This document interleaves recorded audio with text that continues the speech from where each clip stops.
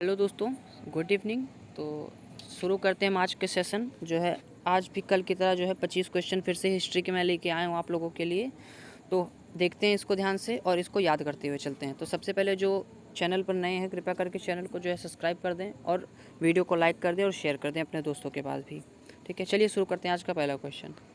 तो पहला क्वेश्चन है, निम्नलिखित में से किस विदुषी ने वाद विवाद में अज्ञेय याज्ञवल्क्य को चुनौती दी थी? तो उस विदुषी का नाम गार्गी था। ठीक है ना, क्या नाम था? गार्गी। गार्गी और याज्ञवल्क्य का जो है आप लोगों ने सुना ही होगा संवाद। ठीक है, दूसरा देखते हैं, गौतम बुद्ध का जन्म स्थान कहाँ था? तो गौतम बुद्ध का जन्म स्थान जो है लुम्बिनी था। कहाँ पर था? लुम्बिनी। ठीक है ना, कहाँ पे था? लुम्बिनी। ठीक है ना, चलिए नेक्स्ट देख लेते हैं। इसके बाद गौतम बुद्ध के जन्म स्थान किसके द्वारा अंकित किया जाता है? जो इनका जन्म स्थान है वो किसके द्वारा अंकित किया जाता है? तो उसको जो अंकित है मौर्य काल, अशोक मौर्य जो थे उनके शासनकाल में उनका एक अभिलेख था। क्या नाम था? रुम्मन देवी स्तंभ। ठीक है ना, रुम्मन देवी स्तंभ में ये सब क्या है अंकित किया गया है, जिससे क्या है इनके बारे में पता चलता है। ठीक, तो आज के चौथा क्वेश्चन देख लेते हैं 29 नंबर का। बुद्ध वंश जो है किस भगवान बुद्ध जो थे वो किस वंश से जो है संबंधित थे? तो वो कौन से वंश से? शाक्य वंश से। ठीक है ना, उनके पिता शाक्य वंश से, एक शाक्य वंश के एक प्रतापी राजा थे। ठीक, अगला देख लेते हैं। और भगवान बुद्ध जो है 29 साल की अवस्था में इन्होंने क्या कर दिया था? गृह त्याग कर दिया था। ठीक है ना, गृह त्याग। कितनी साल की अवस्था में? गृह त्याग कर दिया था। ठीक, 29 साल।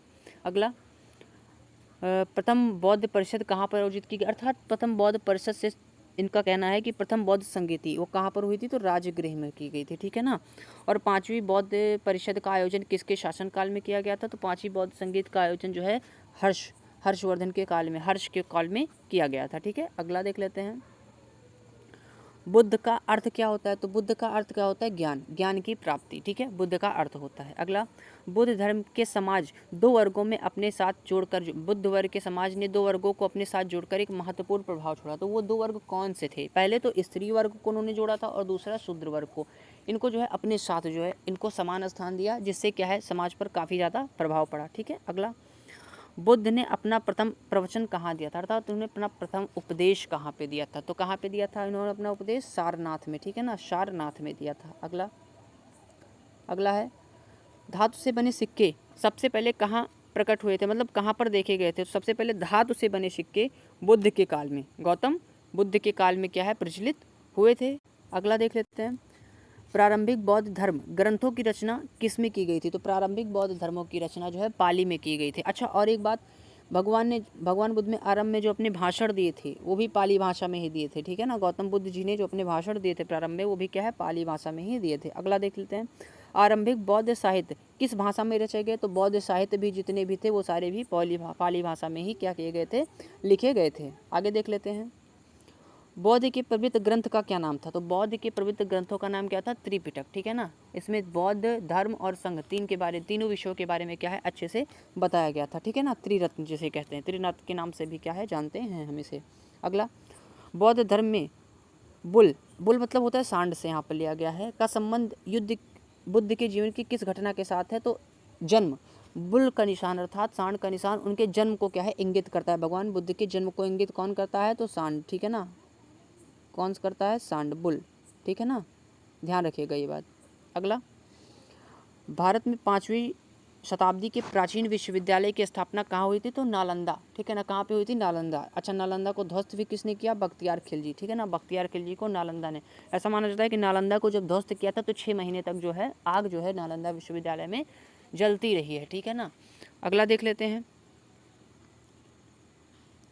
बुद्ध को प्रबोध ज्ञान कहाँ प्राप्त हुआ था? अर्थात भगवान बुद्ध को ज्ञान की प्राप्ति कहाँ पे हुई थी? तो ज्ञान की प्राप्ति बोध गया में। ठीक है ना, एक बरगद के वृक्ष के नीचे इनको ज्ञान की प्राप्ति हुई थी। अगला, बुद्ध धर्म और संघ मिलाकर क्या कहलाया? तो ये त्रिरत्न, अभी मैंने पीछे भी बताया त्रिपिटक में है, इन तीनों के बारे में चर्चा की गई है और ये तीनों मिलकर क्या कहलाते हैं? त्रिरत्न कहलाते हैं। ठीक है, अगला, इच्छा सब कष्टों का कारण है, इसका प्रचार करने वाले धर्म कौन सा है? तो बौद्ध धर्म। इच्छा सभी कष्टों का कारण है जो है, इसका प्रचार करने वाला धर्म कौन सा है? तो बौद्ध धर्म में कहा गया है। ठीक है, जो इच्छा है वही सभी कष्टों का कारण होता है।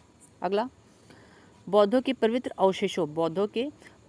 अवशेषों का निर्मित गुम्बदाकार छत वाली अर्धगोलाकार संरचना को क्या कहते हैं? तो स्तूप कहते हैं। क्या कहते हैं? स्तूप कहते हैं। अगला, बुद्ध की मृत्यु किस वर्ष में हुई थी? तो बुद्ध की मृत्यु 483 ईसा पूर्व में हुई थी। बुद्ध की मृत्यु 483 ईसा पूर्व में हुई थी। अगला, भारतीय इतिहास में किन निम्नलिखित युगों में से किसके दौरान क्षत्रिय की एक विशिष्ट पहचान रखे जाते थे? जो क्षत्रिय थे भगवान बुद्ध के शासन काल के समय क्षत्रिय एक विशिष्ट पहचान में क्या अपने आप को दिखाते थे, ठीक है ना, अर्थात उनके जो बोलबाले क्या थे, अधिक थे, बहुत बढ़ चढ़ के थे।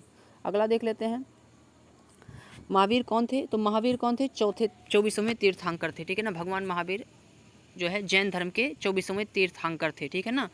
और 23वें कौन थे? तो 23वें पार्श्वनाथ जी थे। पहले कौन से थे? पहले ऋषभदेव थे, ठीक है, ये याद रखिएगा। अगला, भारत में जैन धर्म का संस्थापक कौन है? तो भारत में जैन धर्म का संस्थापक महावीर स्वामी, ठीक है ना। कौन है? महावीर स्वामी जी थे, ठीक है। अगला, वर्धमान महावीर में परिनिर्वाण कहाँ की प्राप्ति हुई थी? मतलब वर्तमान में महावीर को परिनिर्वाण अर्थात उनकी मृत्यु कहाँ पे हुई थी, ये कहने का तात्पर्य है इससे।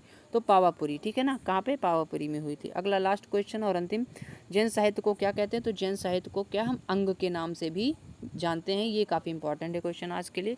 तो आज का सेशन यहीं पे समाप्त होता है। कल मिलेंगे हम फिर कल की 25 इंपॉर्टेंट जीएस हिस्ट्री के क्वेश्चनों से, ठीक है ना। और अगर ये सेशन आपको अच्छा लगा हो तो कृपया करके इसको लाइक कीजिए, सब्सक्राइब कीजिए और शेयर कीजिए अपने दोस्तों के साथ।